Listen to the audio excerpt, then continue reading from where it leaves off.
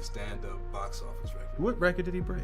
He said he broke some record of your box office sales in stand-up. I don't know. What did he break? In 15 years in Hollywood, no one in Hollywood has a memory of going to a sold-out Kevin Hart show, there being a line for him ever getting a standing ovation at any comedy club. See, I seen your stuff on social media, boy, I know what you do. But Eddie Murphy has just revealed the reason why Kevin Hart remains uneasy around Katt Williams, and the explanation was more impactful than anticipated. For years, Katt has been signaling his issues with Kevin. Now, Eddie, one of the greatest comedians of all time, is lending credibility to those rumored. The tension has been public. From Katt labeling Kevin an industry plant to Kevin avoiding Katt's challenge for a face-to-face comedy showdown, people are curious. Why does Kevin consistently avoid one particular comedian? For decades, Eddie Murphy remained completely removed from public drama. He never engaged in feuds, never criticized others, and never involved himself in Hollywood tensions. However, once the conversation shifted to Kevin Hart, Eddie's long-standing silence was finally broken. Or are we ever going to see you on stage again doing stand-up? I'm going to do it again because I got to break Kevin's new record. I got to get back on this stage because this new record that Kevin got, I got to have it. During a recent interview, when Eddie Murphy was asked about Kevin Hart supposedly breaking his stand-up box office record, he didn't hesitate. He reminded everyone that his film, Raw, is still the #1 box office concert film ever made, noting that he hadn't performed stand-up on stage in 27 years. Then, with a casual grin, Eddie stated, "Now I gotta get back on stage because I want that record back, Kevin." While the remark sounded playful, anyone familiar with Eddie Murphy understands that even his jokes are often rooted in truth. Connection to Katt Williams. This public challenge from a legend like Eddie Murphy connects directly to why Kevin Hart seems so wary of Katt Williams. When a figure of Eddie's stature publicly questions Kevin's standing, it underscores the intense scrutiny and high standards expected in the comedy industry, standards that Katt Williams has also used to challenge Kevin. The implication is that Kevin's position at the top is constantly being measured against comedy legends, which contributes to the tension and nervousness surrounding comedians like Katt,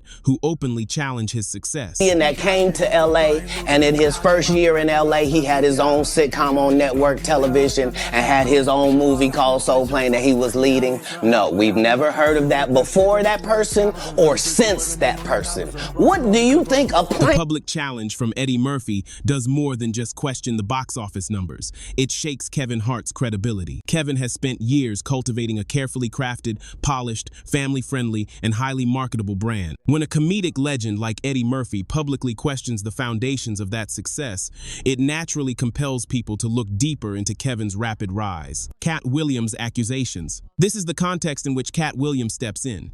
Katt did not merely throw shade, he ignited a massive controversy. In multiple high-profile interviews, Katt accused Kevin Hart of being an industry plant, someone who was fast-tracked, protected, and strategically positioned. According to Katt, Kevin's success was not based on talent alone, but on his compliance with the industry machine, allowing him to rise quickly. Hometown in Philly. I'm gonna take my special there. On that stage, we can put whatever you want. A full-court basketball court. He's willing to cooperate, avoid certain topics, and stay quiet around specific, powerful individuals. Furthermore, Katt didn't just make statements. He dropped claims he said were backed by proof. He alleged that for approximately 5 years, nearly every movie role that was offered to him first ultimately went to Kevin after he refused certain roles he felt were disrespectful. Once he declined a part, the script supposedly went directly to Kevin. When you consider these claims alongside Eddie Murphy basically saying Kevin's professional record isn't as solid as people believe, Kevin's legacy suddenly doesn't seem bulletproof. It begins to look like a rise built on timing, connections, and silence. This is likely why Kevin avoids Katt. It's not physical fear. A plant is. Maybe people don't understand the definitions of these words. It's the fear of someone who knows too much, someone who has seen the inner workings, heard the conversations, and walked away from shortcuts Kevin might have accepted. Eddie's comments weren't random. They cracked open a door people were already peering through. When a veteran performer questions someone's achievements, people begin to reevaluate reevaluate the whole narrative. In Kevin's case, the questions go deeper than just comedy. They lead to the circles he kept and the choices he made during his rise. One of those moments was a Las Vegas party in 2010, which is now being re-examined with new context. It was a celebration for Diddy, and Kevin wasn't just a guest, he was the host. Back then, it appeared to be a normal celebrity event. However, the footage currently hitting the internet feels significantly different. One clip shows Kevin inside a small, dimly lit bathroom surrounded by women in bikinis. While the party is chaotic, the room is illuminated by candles everywhere. Comes over, cops like, license and registration, please. So Mike go, Buck, where's the registration for the cop? You know, he's got this African accent, right? Go. Man, you better get the fuck out of here. Stop talking to me, Mike. I don't know this shit. I don't know. At one point, a woman's hair catches on fire. Kevin and the people around him laugh as if it's a joke. There is no urgency or shock, just more laughter and filming. Another clip shows Kevin talking to a camera crew, casually instructing them not to film near a certain spot where Diddy is sitting. He offers no explanation why, but the camera accidentally captures part of that area just enough to make the internet start asking questions. These questions aren't necessarily about guilt, but about proximity. Kevin was in Hollywood. No one in Hollywood has a memory of going to a sold-out Kevin Hart show, there being a line for him ever getting a standing ovation at any time. He wasn't just in the building, he was in the mix. He was hosting, guiding the energy, laughing through risky moments, and appeared fully comfortable. This proximity matters because of what later came out. In 2024, federal investigators accused Diddy of running what they called freak-offs, private parties allegedly involving drugs, exploitation, and abusive behavior. It must be stressed that Kevin has never been accused of any crimes, and nothing links him to illegal acts. However, the issue is the circles he stood in and the moments he stayed silent. The footage exists, the timeline exists, and the proximity is real. So, when paparazzi asked Kevin about his connection to Diddy, he didn't clear the air. That evasiveness only added more questions, leading people to start looking back at other moments in Kevin's story. What they found wasn't about guilt. Already had his deals when he got here. Have we heard of a comedian that came to LA and in his first year in LA, he had his own sitcom on network television and had his own movie called Soul Plane that he was leading? What about pattern? In 2013, Kevin was arrested for driving under the influence, DUI, after nearly hitting a tanker truck. Police stated he showed signs of intoxication, and he later publicly admitted he had made a dangerous decision. In 2017, a cheating scandal surfaced when a video from Las Vegas showed him in a compromising situation with another woman. The situation escalated when someone allegedly tried to extort him with the footage. Kevin released a public apology, stating, "I made a bad error in judgment." His wife later confirmed she had been pregnant at the time. Then in 2018, when Kevin was... That there's no gatekeepers, but we keep seeing the same people open the gate. Didn't Kevin open the gate and let Tiffany in? Ain't he now opening it up for... picked to host the Oscars.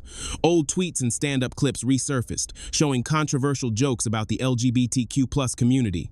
When he first refused to apologize, the backlash exploded. He eventually stepped down and issued an apology. None of these situations were isolated. Every time, Kevin responded the same way. He would deny or deflect at first, then address the issue only when the public pressure became unavoidable. I'm the humble guy. I have time to not be humble today. I have time to fact check everything he said because the world of Katt Williams is a... That pattern led people to question whether he prioritizes truth or image. This brings everything back to the company he kept. Kevin stayed in circles with extremely powerful people, some now facing serious allegations, and some accused of unsafe behavior behind closed doors. Again, Kevin has not been accused of any crimes, but people keep bringing his name up because of silence, proximity, and timing. Then came Katt Williams' 2024 interview on Club Shay Shay. It wasn't a rant, it was a breakdown of everything he believed was wrong with the comedy world, and Kevin Hart was at the center of it. For Katt, the issue wasn't jealousy, it was the speed of Kevin's rise. Actually one of those comedians that said, "No, I wouldn't wear a dress. There's no way." Dave Chappelle and I said that they tried to make him wear a dress. You have to have boundaries. You have to have limits that you refuse to cross. I know what they are. You got to know that you're a brand. You need to protect your brand at all times. And then when proposed with the opportunity of what I felt was funny, nobody made Martin put on dressing. Nobody made Tyler Perry. He said Kevin didn't go through the traditional grind most comedians endure.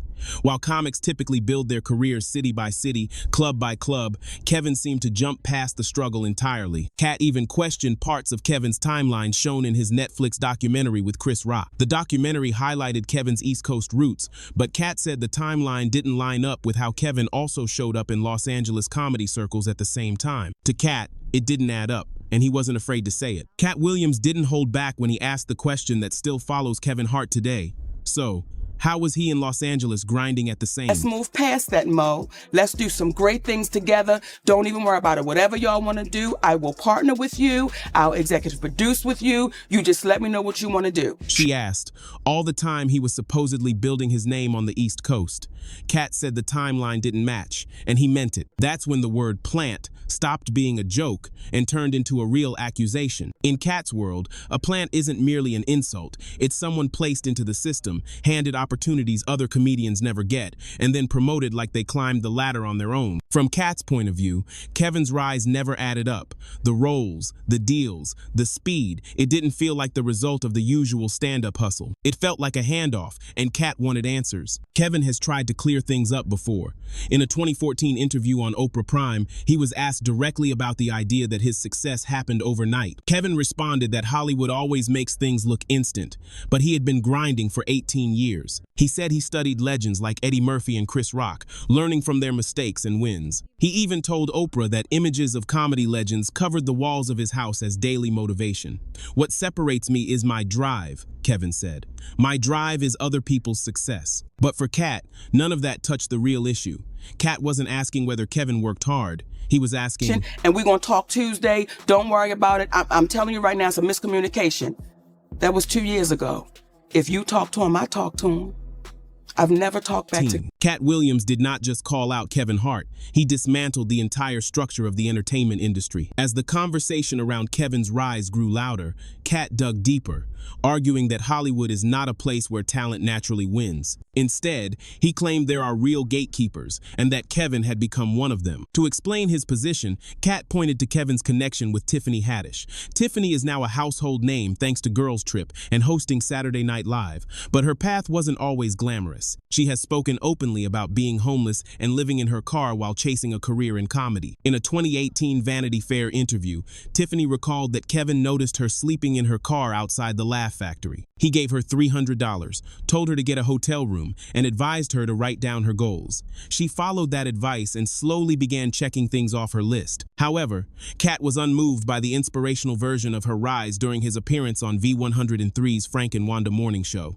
He questioned whether Tiffany had truly earned her spot at the top. Although she has been doing comedy since she was 16, Katt challenged the hosts, saying, "You can't tell me your favorite Tiffany Haddish joke. Why? Because she hasn't done a tour yet. She hasn't done a special." Katt didn't stop there. He questioned whether she wrote her own material, whether she could hold an audience for a full hour, and whether the industry was using her image without giving her the time to fully grow into the role she was handed. The conversation heated up when Katt suggested that the industry was ready to downplay Monique to elevate someone who had simply been handed a script for Girls Trip. When host Wanda Smith pushed back, arguing that people loved Tiffany because she was real, Katt retorted, "Since when did being real become a marketable product?" He implied that Tiffany's openness about dating white men, specifically mentioning Brad Pitt, helped her navigate an industry still operating on old power dynamics. He then highlighted other black female comedians, such as Luenell and Melanie Camacho, who had been overlooked for decades despite putting in the work. Kevin Hart did not let these comments slide. He appeared on The Breakfast Club alongside Tiffany Haddish and went straight at Katt. "You had the shot," Kevin said. "You were set up to be the star, but you didn't show up to work. You missed promo shoots. You missed opportunities. You became a risk." Kevin accused Katt of tearing down someone else's success to avoid facing the decisions that had hurt his own career. But Katt countered with details, names, and dates. He claimed that for 5 straight years, almost every major comedy movie Kevin Hart starred in had been offered to him first. According to Katt, he turned them down not because he didn't want to work, but because he didn't like the roles. He refused to fall into stereotypes or accept scripts that relied heavily on what he called overtly homosexual humor. "I'm not against comedy," Katt stated, "but I'm not going to take shortcuts. I'm not going to play something I don't believe in just to get ahead." He claimed that whenever he pushed for script adjustments, studios ignored him, and the roles went straight to Kevin, who accepted them without question. This tied back to a theory Katt had mentioned years earlier, that black male actors are often pressured into wearing dresses for comedic effect. Dave Chappelle had discussed this previously, and Katt brought it up again during the press tour for Scary Movie 5. Around that same time, Kevin Hart performed a sketch on Saturday Night Live wearing a dress. To Kevin, it was just comedy. To Katt, it was compliance. It symbolized a line Katt refused to cross, but one he believed Kevin crossed without hesitation. Katt felt he was pushed aside because he wouldn't play the game, whereas Kevin's willingness to cooperate allowed him to thrive. Kevin Hart, however, views the situation differently. He sees himself not as protected, but as smart. He argues that he took every shot seriously, worked non-stop, and turned small opportunities into major wins. From Kevin's perspective, the difference between him and Katt was work ethic, not politics. Yet, Katt Williams isn't the only one who has called Kevin out for questionable behavior. Monique recently dropped her own bombshells, accusing Kevin of abandoning her when she needed support against heavyweights like Oprah Winfrey and Tyler Perry. The story took a surprising turn in 2019 when Kevin hosted Monique on his Comedy Goldmines podcast. It was a powerful episode where they discussed her struggles and her battles with Hollywood. In that moment, Kevin stepped up as a friend, telling her she was like family to him. He promised to reach out to Tyler Perry to resolve the tension, and he reportedly did. Kevin urged Monique to leave the negativity in the past and move forward. In a conversation with Shannon Sharp, Monique revealed that Kevin went even further, offering a business partnership. He told her, "Let's do great things together. Whatever you want to do, I'll partner with you. I'll executive produce with you. You just let me know." Monique also noted that Kevin lent her a significant amount of money, which she paid back with interest. Everything seemed solid until the plot twist. After Kevin promised to help revive her talk show, Monique approached Endemol, the production company behind the project. They were excited, as having Kevin Hart as an executive producer is a huge asset. But 2 weeks later, Endemol informed Monique that Kevin's manager, Dave Becky, had called to say Kevin suddenly had cold feet. When Monique reached out to Kevin for clarity, all he said was, "We'll talk Tuesday. Don't worry about it." Then, nothing. 2 years passed in silence. Fans began connecting the dots, speculating that Kevin never planned to help her in the first place. Others whispered that Kevin withdrew because he didn't want to anger Oprah or Tyler Perry by helping Monique rebuild her platform. The theory was that aligning with those powerful figures mattered more for Kevin's career than standing by his word.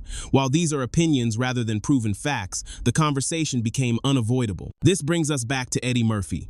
When a legend of his stature cracks a joke about Kevin or questions his status, it opens the door for everyone else to start digging. In comedy, respect weighs more than money. When icons like Eddie Murphy or peers like Katt Williams cast doubt on your rise, no amount of box office success can easily pull you back into that same tier of respect.